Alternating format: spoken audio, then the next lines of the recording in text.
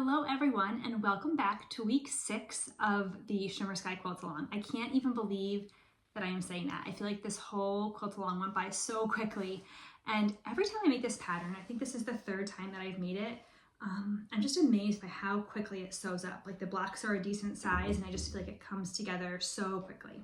So let's get started on what you need for this final week of our time together. So at this time, you should have all of your blocks made. Now, if you remember, I am making the smaller two-tone version. So I have 15 of each style block.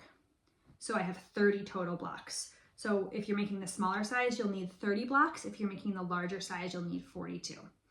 And our job today is to lay them out and then sew them together and finish our quilt top.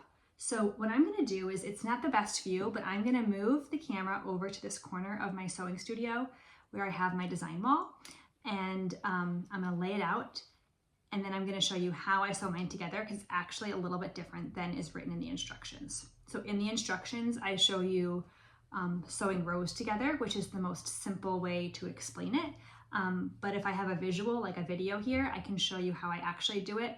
Just makes it a little bit simpler, I think, on your sewing machine. All right, so let's head over there. Okay, so I apologize again that it's not the very best angle, but it's what we've got. So what I'm gonna do is I'm gonna go ahead and I'm gonna put my blocks up on my design wall. So design walls are pretty much just flannel. You could make one yourself, but I purchased mine from Amazon. I can include a link here. It just makes it really nice so that you're not like laying your blocks out on the floor. It's definitely not necessary though, but if you have the space, it is super nice. So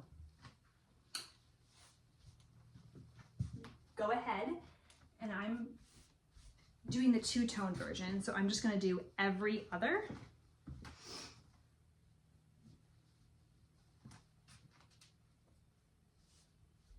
Just like that.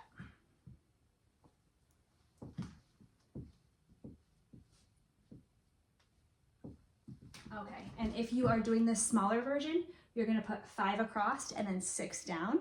The larger version, I believe, is 6 across and then 7 down.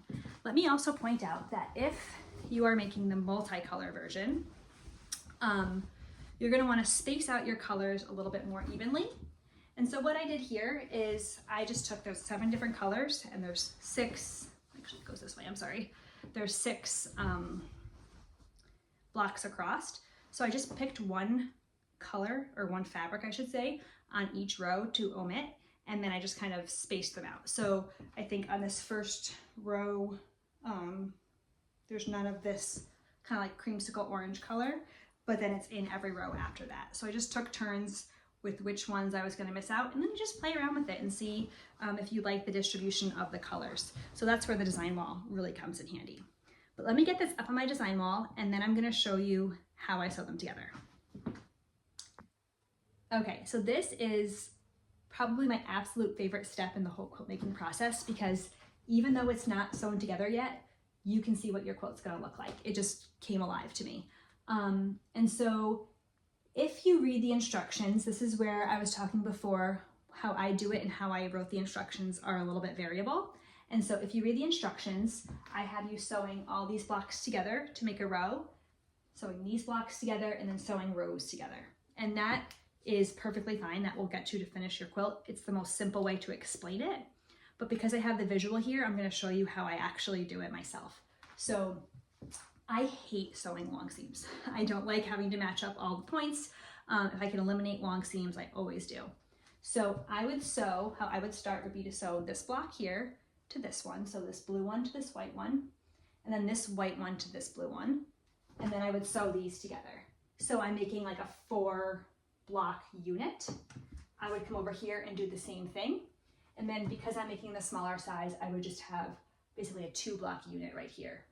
And then I would sew this to this and this to this. I'm never sewing more than like 2 blocks together at a time. I would have that whole section done. Then I would repeat it again down here. Now, eventually you are gonna have to do a long seam, but rather than having to sew 6 or 7 long seams, you're only doing it 2 or 3 times in a quilt. So that's how I do it. However you choose to do it, if you want to follow the instructions because that's more simple for you, that's totally fine.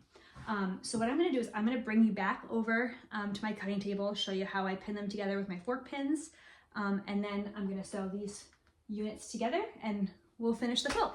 Okay, so I just took this 4-block unit off my design wall. If you're doing the two-tone version, it's pretty simple because it's every other color. But if you have the multicolor version, you just want to make sure that you're keeping them in the correct order, that you're not like reversing different blocks if you have a certain way you want it laid out. So here's how I would do it. So I would start with the top 2, and I'm going to sew this row like this. So I'm going to take my fork pins, and I'm going to make sure that these points are lined up and push that through there. Do it again on this side. Line up those points as best I can and put those fork pins through there. Okay, and then I'm going to do that again down here with these ones, and I'll show you what that looks like when it's sewn. Okay, so I've sewn these seams here. Now again, when you put them back after you do that step, make sure they are in the correct order. You don't want to have them, you know, reversed like this or something. So you want to just make sure, check back with your layout and make sure that everything is in the correct order. And then the next step is to sew this onto here. And then I'm going to go back to my design wall and I'll kind of show you how it fits in. Okay, so here you can see I have my first 4-block unit sewn together, which now that I'm looking at it looks like super cute as a wall hanging, but I need it for the quilt, so I'm going to put it right here where it would go. And you can see that my next step would be to take these 4 blocks here and do the same thing, and then sew this unit to that one, and then I would just have this 2-block unit here, and then these 2 rows would be sewn together. I have 6 rows, so I'm going to do that for this group of 2 rows and then the bottom group, and then I will have to sew 2 long seams, but again, that's just personal preference. I don't like doing long seams, so I do them as few as possible. So however you decide to put your quilt top together, there's no wrong way to do it. I'm just showing you how I do it, and then there's also the way that is explained in the pattern. So in the interest of time, I am not going to go back and do this again for each one, but I'm going to go finish my quilt, and then I can't wait to show you what it looks like. Okay, are you ready? Because I am so excited that it's done. So here is my Quilt Along quilt top all sewn together.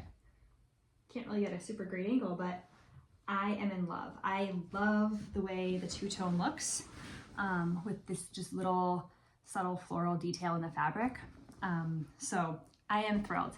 So I just want to say thank you again for joining the Quilt Along, for sewing along with me. I hope you had a good time. I hope you love the quilts that you're making, and I can't wait to see them popping up in my email and social media. I do hope to do this again sometime soon. So if you are interested in joining for future quilt alongs, make sure, I'll put a link below to my newsletter, so make sure you're signed up there. That's where you would get all of the information, but it's also on social media here on YouTube or on Instagram. So thank you again for joining, and I can't wait to see your quilts.